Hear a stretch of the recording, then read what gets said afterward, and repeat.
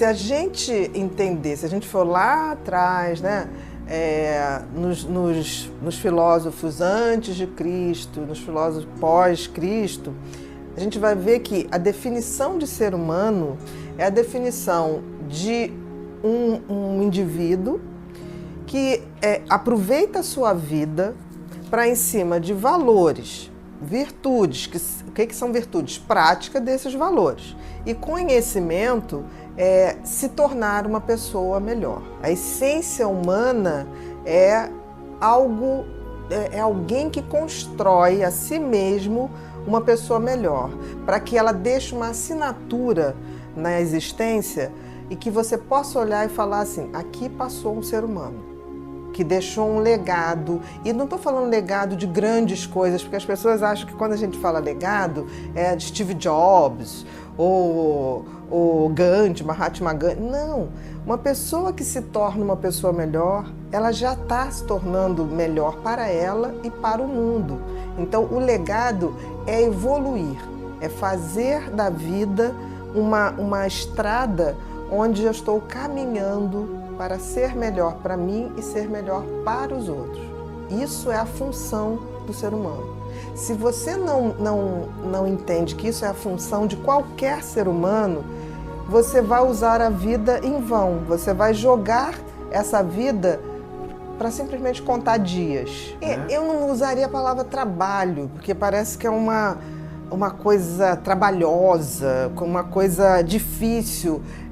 Ser um ser humano mesmo, em essência, é a nossa função. Por exemplo, se você pensar, qual é a função do sol? Aquecer, iluminar. Qual é a função de uma árvore? Fazer fotossíntese, gerar oxigênio. Qual é a função de uma baleia? Nadar, comer outros peixes. Então, assim, toda a existência, toda a natureza tem uma função. Cada ser vivo e até não vivo tem uma função. Uma pedra, qual a função da pedra? Ser um objeto absolutamente resistente, para que eu possa fazer construções. Né? Eu não faço construção de coisas que não resistem ao tempo. Né? Então, da mesma maneira que tudo na natureza tem a sua função, o ser humano também tem a sua função. A diferença é que o ser humano tem a inteligência racional e tem a consciência para guiar esse desenvolvimento. Então, por exemplo, a mente, né, a razão desenvolve a minha maneira de ser, racional. Já o meu coração, o meu sentimento desenvolve a minha alma. Né? Então, quando você vê que existir como ser humano é cumprir essa função, né, de agregar valores, de agregar ações em cima, pautada desses valores, e reunir conhecimento para que você possa escolher valores melhores e práticas melhores, você entende que tudo que está em volta é em vão. O grande problema que o ser humano tem de admitir isso é que ele não admite que ele faz parte da natureza. Então ele se acha acima de qualquer ser vivo. Ele é superior. Aos animais, exatamente. Então ele não acha que ele tem uma função, ele acha que ele vai construir a função. Eu acho que a gente pode até construir a função, mas não podemos deixar de ser seres humanos. E seres humanos é exatamente isso, aumentar o nível da nossa consciência. O que é a nossa consciência? É observar, porque tem uma coisa, os pensamentos, eles por si só não fazem a evolução. Eu penso uma opção de coisa. Agora, quem é que escolhe os pensamentos no sentido de eu vou usar o meu talento para isso? É a minha consciência. A mente, o cérebro, ele só produz pensamentos, como várias outras formas de vida tem. Agora, como eu trabalho isso para o meu desenvolvimento, aí é o meu nível de consciência, que é algo que está acima da existência material. Então, o que ela está colocando, eu acho que eu falei aqui de uma forma geral, da essência do ser humano. Mas se a gente for pensar de uma forma prática, talvez ela não tenha ainda entendido que ela tem essa função. A coisa mais fácil para fazer, para você começar a trilhar essa estrada de ser um ser humano de verdade, dar dignidade à sua vida, é procurar seus talentos. Porque o talento é algo que lhe foi dado, de alguma maneira, por alguma força, que você pode acreditar que seja lá qual for, e que você tem maior facilidade para fazer aquilo e fazer melhor. Se você escolhe os seus talentos, identifica seus talentos e bota ele a serviço da sua existência, você está dando sentido à vida. Você está dando sentido à sua existência através dos seus talentos. E se você pega isso e faz como propósito de vida, fazer o seu talento também atingir outras pessoas de forma positiva, aí você está fechando um ciclo onde certamente você vai dar dignidade ou vai fazer valer essa sua essência humana, com certeza. Tudo, estudo. Ler. Não, mas não é ler qualquer coisa, porque eu vejo muita gente falar assim, vamos ler, vamos ler. Tem opção de bobagem para ler, entendeu? Tipo assim, gaste tempo em ler coisas que realmente vão te somar, que possam ser material de reflexão, de crescimento. Então, assim, a gente tem uma coisa de entretenimento, as pessoas querem se divertir, mas o crescimento humano passa por conhecimento e nem sempre diversão vem com conhecimento. Então, assim, essa coisa que as pessoas têm de estudar uma coisa chata, estudar uma coisa que te dá a possibilidade de ser alguém melhor, porque você precisa de conteúdo. Eu vejo muita gente falar sobre muitas coisas, se posicionar sobre muitas coisas, mas é tudo posicionamento em massa. Viu alguém falar que aquilo é bacana e sai reproduzindo, não sabe nem do que está falando, não tem ideia de onde vem. E não tem como a gente tentar ser um ser humano melhor sem beber na água de pessoas que vieram antes da gente e já fizeram isso. Se a gente pensar bem, por exemplo, os filósofos clássicos, Platão, Aristóteles, Sócrates, Epícoro, Epiteto, são pessoas que você vai ver ali, eles não tinham tecnologia, não tinham WhatsApp, não tinha nada. E eles falam tão profundamente da essência humana, só que tem que a gente acha assim, mas isso é antigo, não vale. Vale. É que nem a questão do herói. Nós precisamos de herói? Precisamos. Muito de herói. Porque o herói nos inspira. O herói não é que ele seja muito acima da gente, ele está 2, 3 passos na nossa frente, para que a gente possa ver e ter como exemplo. Né? Porque se ele estivesse tão acima, eu não teria inspiração nele, entendeu? Então a gente precisa de heróis que são pessoas que deram um passo a mais que a gente. Não são tão extraordinários, deram um passo a mais. E isso é importante para nos inspirar. E talvez a linguagem seja um pouco mais hermética, mais fechada, porque se falava de outra maneira, né, naquela época.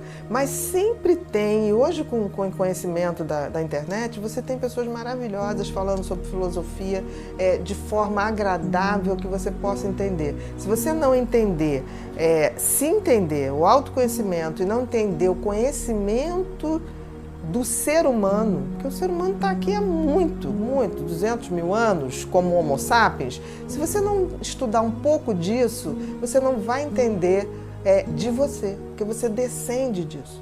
Então, assim, a gente tem que estudar história, a gente tem que estudar filosofia, a gente tem que estudar um pouco de psicologia, um pouco de medicina, porque nós somos assim. Não é à toa que, por exemplo, os grandes filósofos eram pensadores, não eram filósofos. Nós que chamamos de filósofos.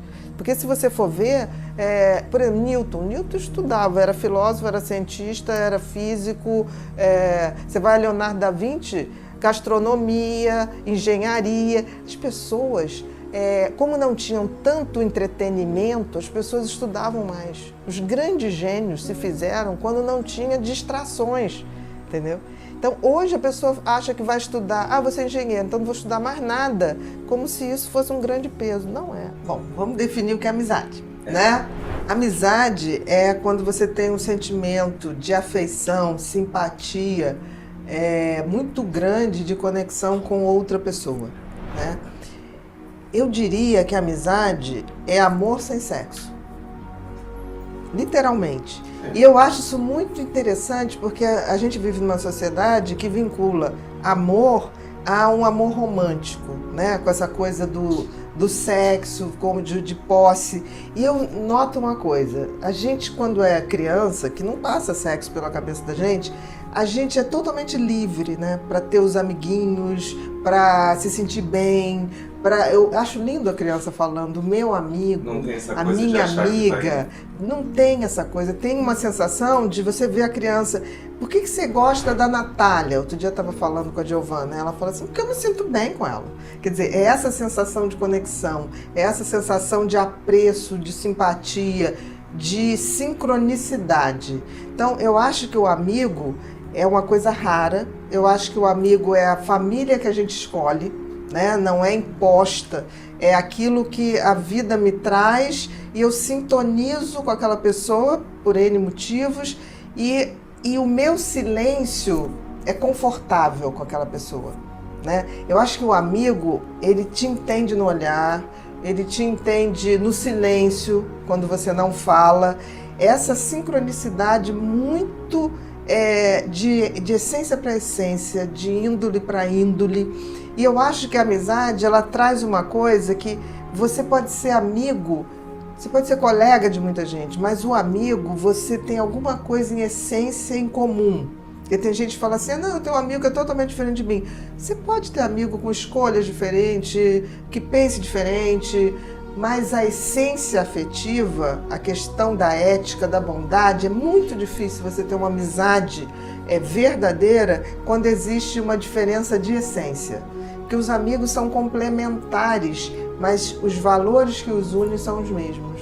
Por exemplo, eu jamais conseguiria ter amizade com alguém perverso. Porque tem gente que fala assim, fulano bate na mulher, fulano não sei o que lá, mas é meu amigo. Isso não existe, não é amizade, porque o amigo, ele é verdadeiro. O amigo não é aquele que passa pano, que concorda com você. O amigo é aquele que contribui para a sua evolução.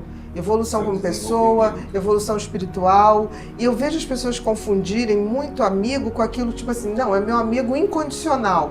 Pode ser incondicional, mas isso não quer dizer que vai concordar com tudo que você faz. Eu, por exemplo, eu não deixo que ninguém fale mal dos meus amigos. Mas todas as vezes que eu tenho que falar algo com os meus amigos, que possa até magoar ou que possa ser uma coisa delicada de falar, eu quero falar. Por quê? Porque eu não quero que a vida chegue e qualquer um fale para aquela pessoa de uma maneira sem o afeto. E toda vez que eu tenho que falar alguma coisa que a pessoa pode, no primeiro momento, achar que eu estou contra, eu falo por profundo amor. Assim, mesmo. Eu nunca faço uma crítica a um amigo que não seja para ver ele melhor. E quando eu posso fazer essa crítica, eu faço já dando acolhimento, já dando as possibilidades para que ele possa melhorar. Não é uma crítica por uma crítica, é uma crítica literalmente construtiva, porque eu vejo muita gente fazer assim, não, eu falei aquilo, mas é uma crítica construtiva. Construtiva é quando você fala do problema e ajuda na solução. E traz a solução. Para construir. Porque tem gente que acha, não, eu falei, não. Você falar assim, você está se vestindo muito mal e não dá uma sugestão, ou não dá um presente, né, de você colocar ali, olha, isso aqui pega bem em você. Isso é crítica construtiva, construir junto. Eu vejo muita gente achando que é a tal do excesso de sinceridade, né? Tem gente que, não, mas eu sou sincera. Sinceridade em excesso é falta de educação. Sinceridade com afetividade é amizade. É carinhoso, você quer ver o outro crescer. O outro está fazendo um erro profissional, você vai lá nunca na frente dos outros, sempre num ambiente acolhedor e fala, olha só, toca nisso, isso aqui é importante. Eu também já passei por essa situação, eu já cometi esse erro, não cometa, né? Tipo assim, ou então se cometer, observe mais para que você possa aprender. Então, o amigo é o grande irmão. Eu acho que o amigo é o grande irmão na jornada espiritual, é o grande irmão. A amizade, eu acho que assim, é mais comum a gente ver essa coisa da vaidade, da questão de querer aparecer, mais no relacionamento afetivo tipo romântico. Porque assim, em geral, quando você conhece uma pessoa e você tem um afé romântico com aquela pessoa, você quer se mostrar melhor, você quer aparecer, você quer seduzir. A amizade não passa por sedução, a amizade passa por aceitação. Eu diria que a amizade é a definição mais linda do amor. Porque assim, no amor romântico, você primeiro se apaixona. E a paixão, ela é uma coisa tão cega, né? Outro dia uma paciente minha me deu uma lição que eu amei, né? Uma definição que eu vou levar para a vida. Ela falou assim, olha só, a paixão é cocaína. A gente fica lá, tá ligada, ai, amo, ai, quero, né? O amor é Rivotril. A gente bota umas gotinhas e a gente ali fica aconchegadinho, dormindo de conchinha. E é isso. E eu acho, por exemplo, que a amizade, ela tira essa tensão inicial da sedução, da paixão, porque você gosta porque gosta, né? Quantas vezes a gente chega em um hotel e a gente dorme em cama de casal e não tem o menor problema, porque assim, é uma coisa tão amorosa, tão fora de propósito, qualquer outra coisa, que a gente ri junto, a gente chora junto, coisas que na relação homem-mulher, ou mulher com mulher, homem com homem, que tem essa conotação romântica, há sempre uma cobrança. O sexo traz uma coisa muito ruim, que é o apego. Apego ao corpo do outro. O sexo acaba dando para as pessoas uma sensação de que você é dono do corpo de alguém. E isso é muito ruim. Raras exceções, talvez a gente vá evoluindo numa relação romântica e vai vendo que não tem nada a ver, né? Eu sempre disse uma coisa, que a traição física não é a coisa mais importante, né? A traição amorosa que é muito ruim. Quando você perde o companheirismo, quando você perde a certeza do ombro amigo, quando você perde essa pessoa que te dá o retorno, que quer você bem, né? Aí é muito ruim. Essa é a grande traição que eu acho que acaba uma relação romântica. Mas a amizade não tem nada disso, porque não passa por uma sedução, não passa pela posse do corpo do outro, né? Que é tão humano esse sentimento. E aí a gente pode ser a gente mesmo, a gente pode querer ver o outro bem. O amigo que tem inveja do outro não é amizade, é qualquer outra coisa, mas não é amizade. Amizade é quando eu olho e falo assim, putz, isso aqui ia ficar perfeito nele, pensei em você quando olhei isso, porque você realmente se importa daquela pessoa ser uma pessoa melhor.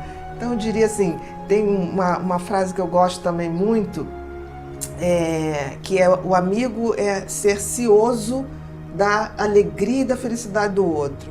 E tem também uma outra que fala exatamente assim, para os dias bons, sorrisos, para os dias ruins, paciência, para todos os dias, o amigo. Obrigado. Nada, meu querido.